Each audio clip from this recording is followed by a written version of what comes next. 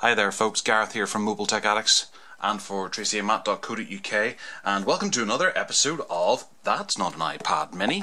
No, this is the Homesurf 844 tablet. Somewhat like this. Looks somewhat familiar. Can't quite place what it looks like, but it does look like something. So this is an 8-inch multi-touch tablet with Android, made by Binatone, who've been around since 1958. You probably have had a Binatone phone in your house at some stage over the years. Stuff. And nothing on that side of interest.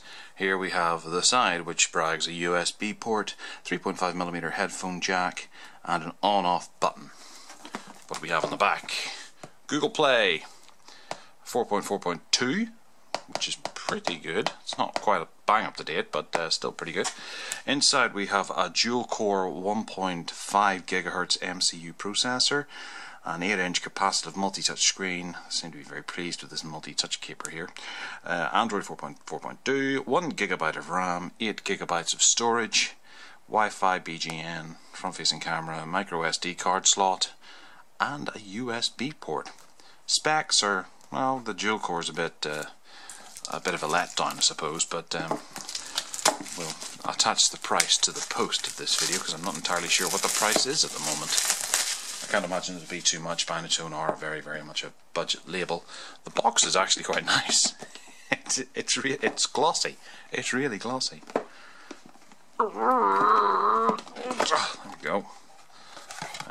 Yeah, there's a little in there. Get a bit of packing foam. There's the iPad Mini. Sorry, the Binatone tablet. We'll have a look at that in a second. What else do we have in here? We'll rip this big bit of plastic out and these little smaller pieces of plastic out, and they have included a micro USB to USB connector,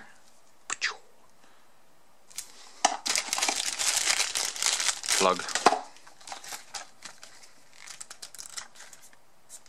and a manual that's seen better days. I would have said that someone else has unboxed this had I not just pulled off a protective seal. Yeah, okay, well, that's that. On to the tablet. Oh my word.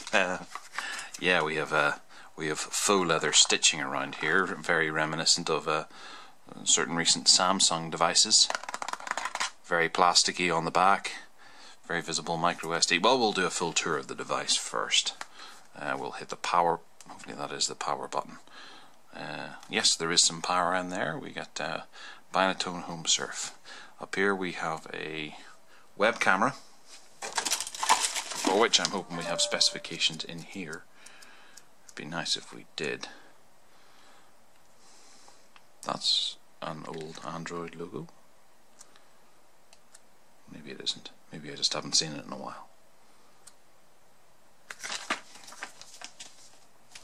Okay, so this is it just says a front-facing camera. It doesn't say what size it is, but on the back is a rear-facing 2-megapixel camera. We have a power button here, and we have handy little identors. 3.5mm headphone jack. This must be what's on the side of the box then.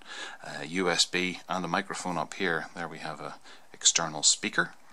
We have the power buttons here. We have a micro SD card slot here. We have daubings down the bottom here. That must be that could be pulled off quite easily. There's a bit of paper stuck on there with Frit stick maybe.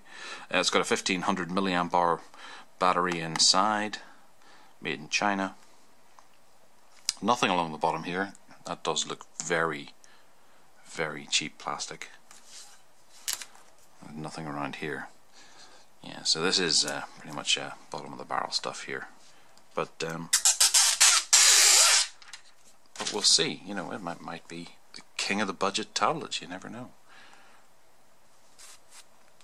Okay, so it's picked up my 2 wireless networks here.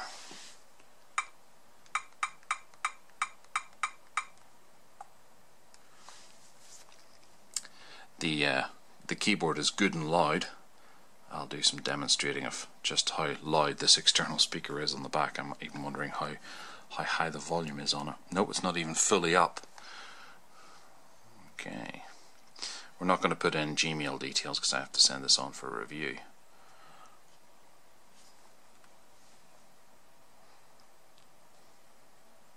So we'll hit no. Well, we'll set up an account while we can.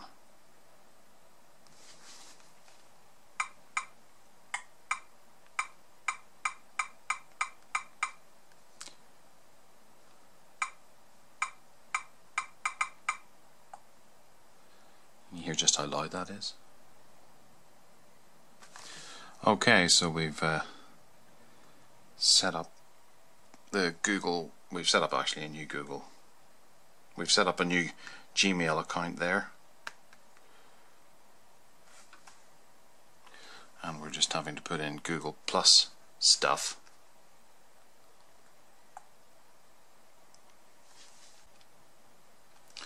Okay, so here we are. The screen is very bright.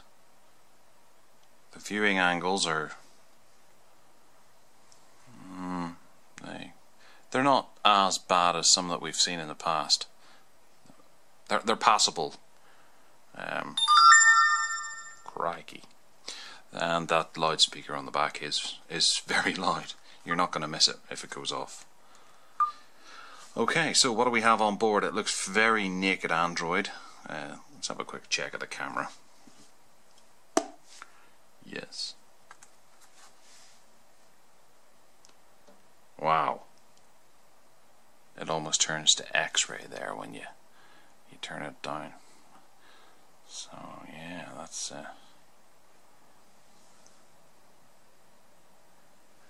okay. I don't know what happened there. Right, what else we got on here? We have Google Photos, settings. What does it show down here in About Tablet? We have Android 4.4.2.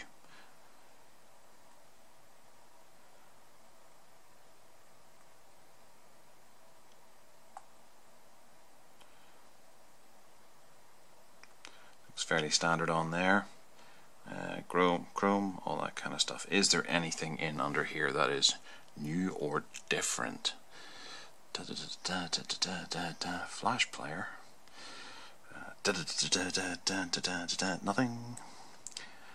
Nothing. Okay, so it's very bog standard, although we do have volume buttons here and here, in addition to the hardware buttons on the side.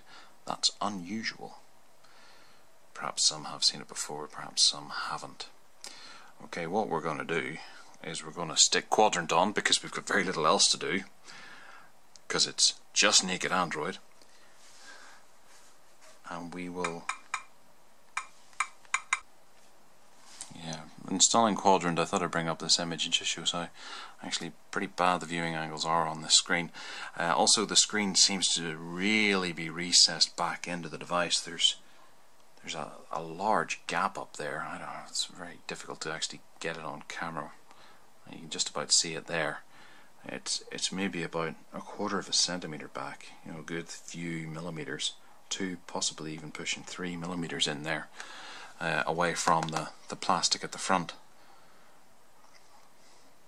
But we have Quadrant installed whilst I was rambling on there, so we'll have a quick check and see how benchy marky this does. Because to be honest, it actually feels quite nippy, especially for it only being dual core.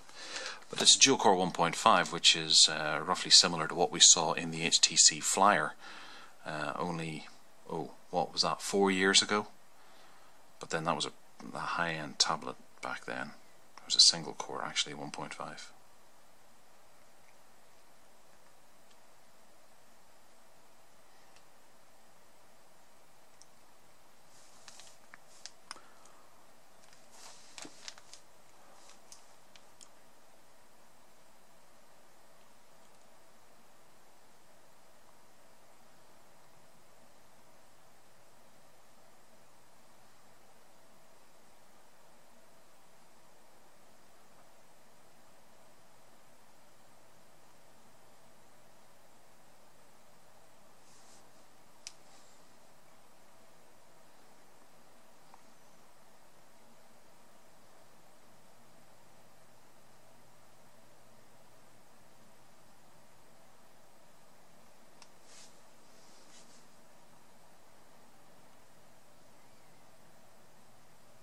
Okay, so your device appears here above the Motorola Atrix and the original Samsung Galaxy Tab 10.1 and the Galaxy Nexus.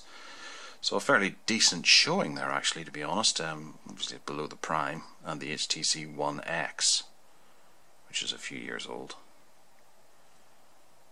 There's an Nexus S way down there. So it's dealing with the older variety here.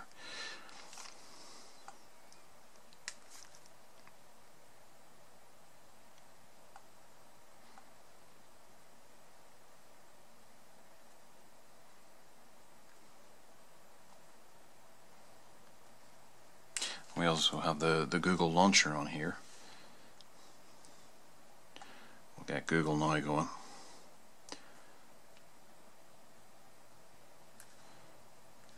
And there's updates. I suppose I should have checked that way on early on.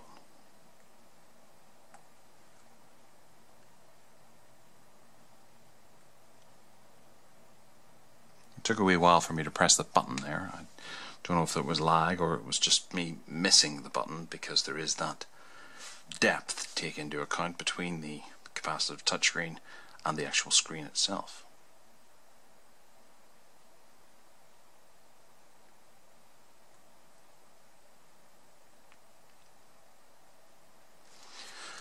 So yeah, it feels like it's missing a few things. It feels like it's missing buttons and interaction. It's got it all kind of thrown in up here and down here. That's actually kind of annoying, having the power jack on the top. I guess maybe people will want to be using it that way round, which means I suppose the speaker grill's up here. So using it like that, you're going to have the speaker emanating its sound from here. That camera is not going to be terribly good for video conferencing if you're designed to do it that way, because it's right beside the power. But then I think with most power cables, you know, you're damned if you do and damned if you don't. Sticking it down there is the most logical thing, because then you can plug it into a dock, whereas this way you have to plug it into a dock upside down, and also it's quite off center. So you plug it in like that, but over like that. Yeah. Well, anyway, we'll hopefully get a full review done on this in the coming weeks. It doesn't look as bad as I had imagined it might be. And while shooting this video, I had a quick check online to see how much this retails for, and it's $79.99 at the moment on Amazon, and they're running out of stock. And this isn't the first Binatone Homesurf tablet around, so they must be fairly popular. For £80. Doesn't seem such a bad device.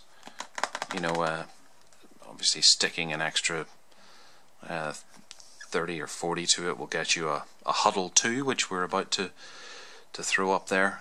But you know, that's almost doubling the price. £80. We've seen worse. We've seen far worse. Alright, so check back for another unboxing soon. Take care now.